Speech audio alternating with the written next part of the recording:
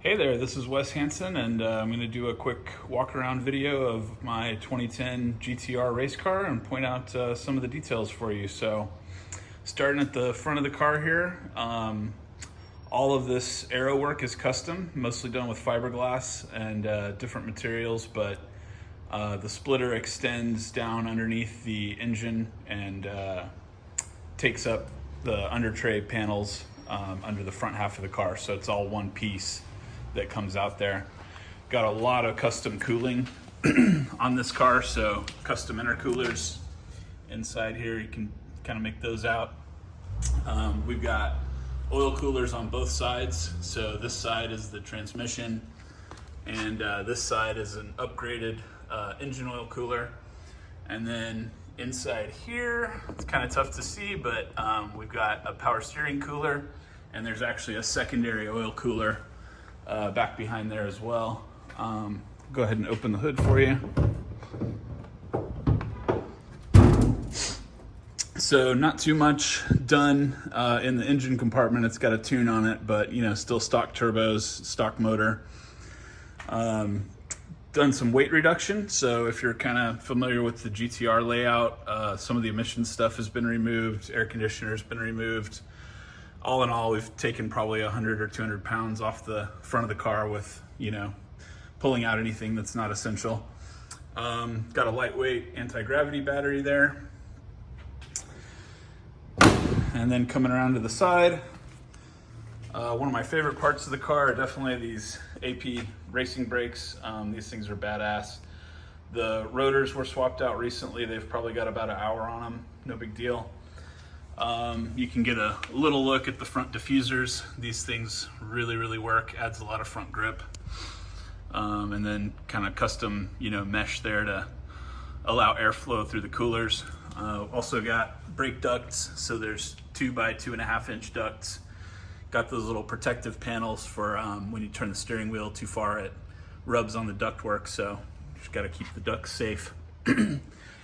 Not too much else going on there. On the inside, pretty standard layout for a race car. Kept the original dash. Got a really beefy cage that we did. 6-point cage with lots of tie-ins, lots of gussets, bracing in the back, etc., etc. And let's see, back here, still running the stock brakes in the rear. These rear rotors last for a long time, you know, dozens and dozens of hours. And yeah, let's see. So we have swapped out the suspension. We've got the full SPL control arm kit for the rear, so everything's adjustable. They don't sell that upper arm, unfortunately. Eyebox sway bars and tractive coilovers all the way around, and brake ducting in the rear as well. We got 2 ducts that come off the back of the transmission, and then down on the under tray, and you can kind of tell these have a little knack vent to pull air off the under tray and feed it to the rear caliper. Around the back, so the wing is probably the most interesting thing going on back here. It's this APR GT-1000 triple element, which they don't make anymore. And there is a structure under the trunk to tie that into the chassis and everything. So this wing is pretty ridiculous. You can make something like 2,000 pounds of downforce with it if you want to. Center exit exhaust keeps the heat away from the fuel and anything else that's important back there. And yeah, so I think that's about it all the way around the car. Another quick look at the front, and I can jump in and show you the interior and just fire it up real quick.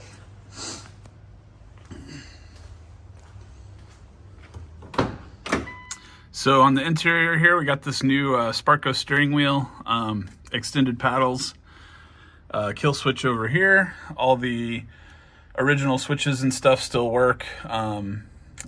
Most of the electronics behind the dashboard are gone, but all the important stuff is still there to make the car run. Got our fire bottle over here. A little bit better look at the roll cage.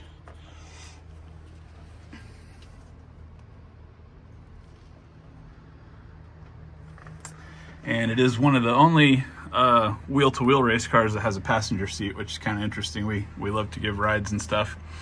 But yeah, let me fire it up.